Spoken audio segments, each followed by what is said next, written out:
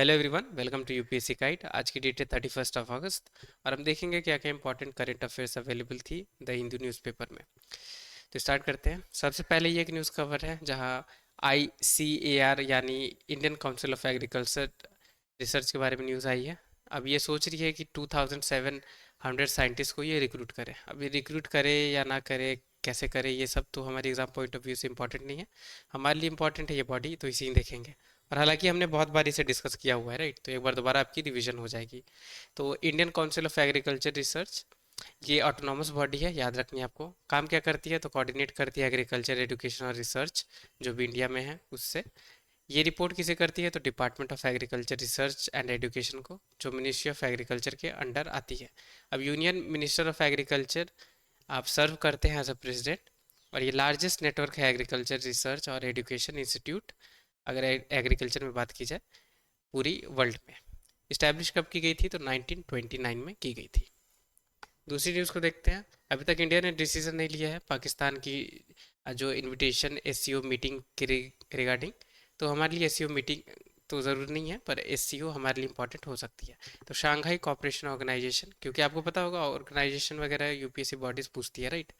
तो ये क्या है, तो Eurasian political economic international security defence organisation है।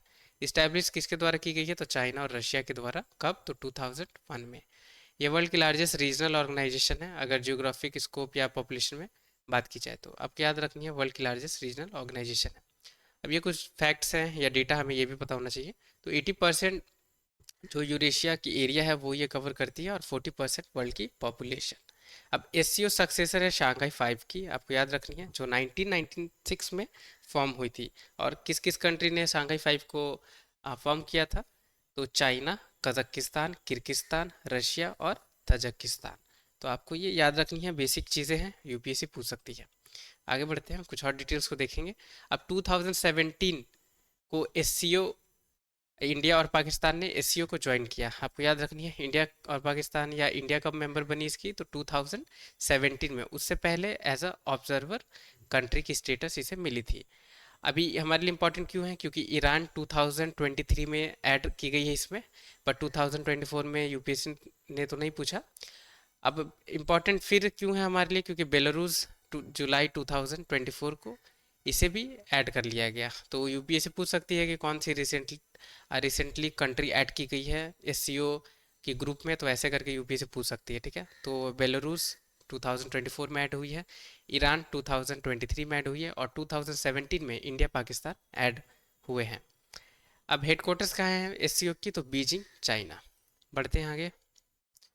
ये एक बात की गई है इकोनॉमी पेज में कोर सेक्टर्स के बारे में, कि 6.1% ये ग्रो कर गई है। अब कितनी परसेंट ग्रो कर रही है, डिक्लाइन हो रही है, ये कभी भी UPSC आपसे नहीं पूछेगी।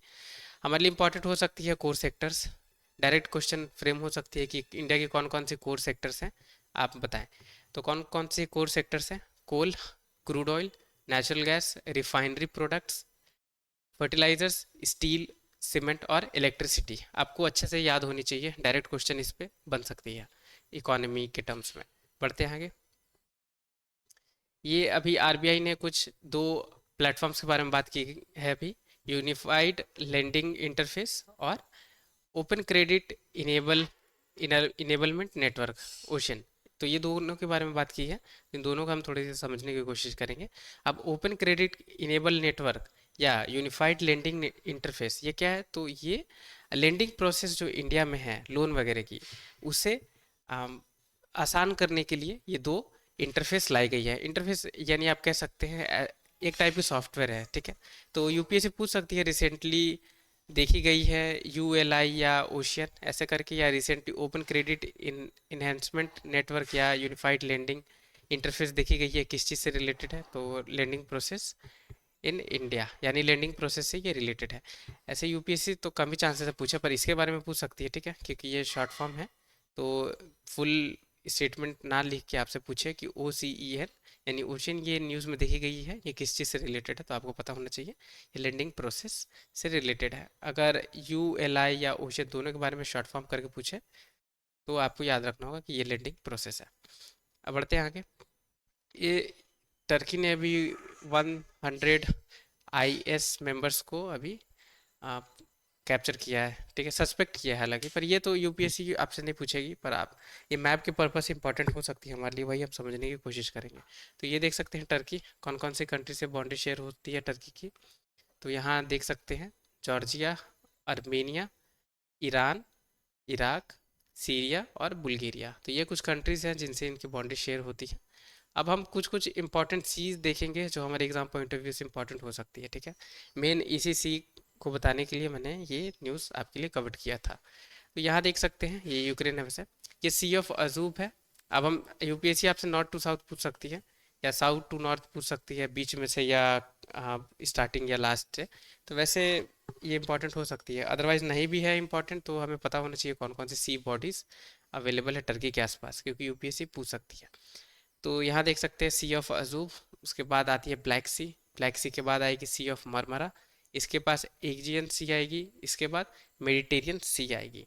तो आपको ये याद रखनी है, नॉर्थ टू साउथ या साउथ टू नॉर्थ, ठीक है, या बीच में से कहीं, यानी सी ऑफ मरमरा से स्टार्ट कर ले या ब्लैक सी से स्टार्ट कर ले, राइट।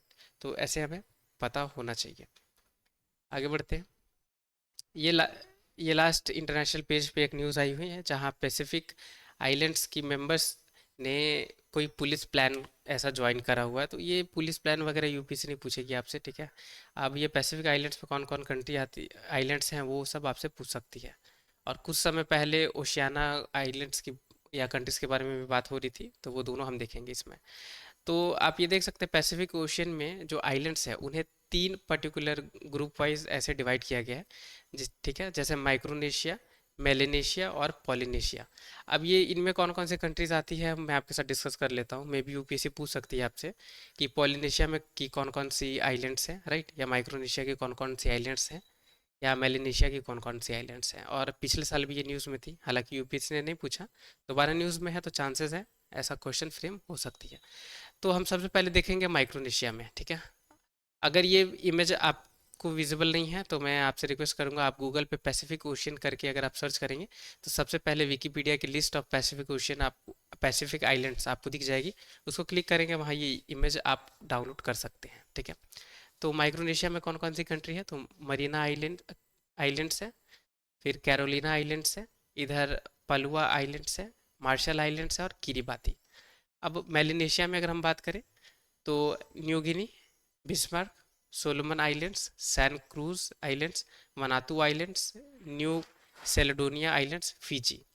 और अगर हम पॉलिनेशिया में बात करें कौन कौन से आइलैंड्स हैं, तो हुआई, हवाई, फिर Tuvalu, Tokelau, Samoa, Tonga, Norfolk Islands, New Zealand, Kermadec Islands, Cook Islands, Society Islands, Austral Islands, Tuamotu Islands, Mangareva Islands, फिर मार्क्यूसिस आइलैंड और लास्ट में ईस्टर आइलैंड्स। तो ये कुछ इंपॉर्टेंट आइलैंड्स हैं जो हमें पता होना चाहिए। तो अगर आप ये इतनी नोट डाउन और इतनी मैप अगर नहीं बनाना चाहते हैं तो आप विकिपीडिया से इसे डाउनलोड कर सकते हैं, ठीक है।